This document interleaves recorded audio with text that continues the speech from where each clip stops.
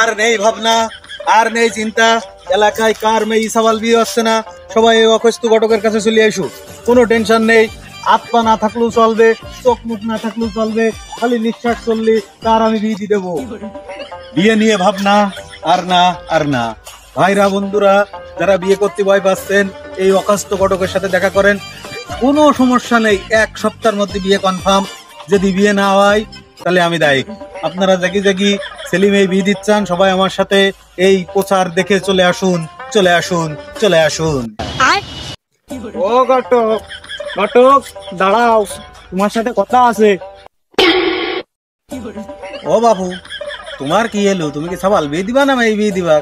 কি কয় তোমার? ধুর বাপু, আমি এখনো বিয়ে করতে পারলাম না, সাবাল মাই কোনটি বিয়ে দেবো? তুমি কি আমার বিয়ে দিতে পারবা? তাই কও। ওখাইস তু ঘটক, এক কথার লোক।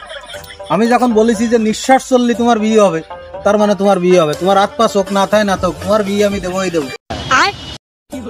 বাপু, আমার কিন্তু একটা শর্ত আছে।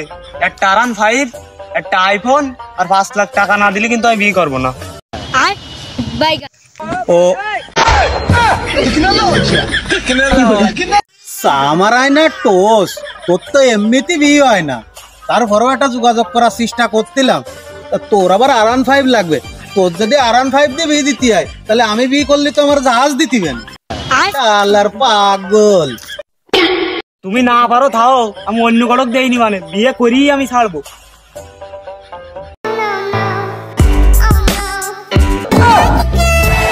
ও শালা, এই পঙ্গুর বাপ যদি এই হয়, আর গটকালে আমার ফোন দেখেছে, গটকালে আমার আর করা হবে না। আমিও বাড়ির দিকে যাই।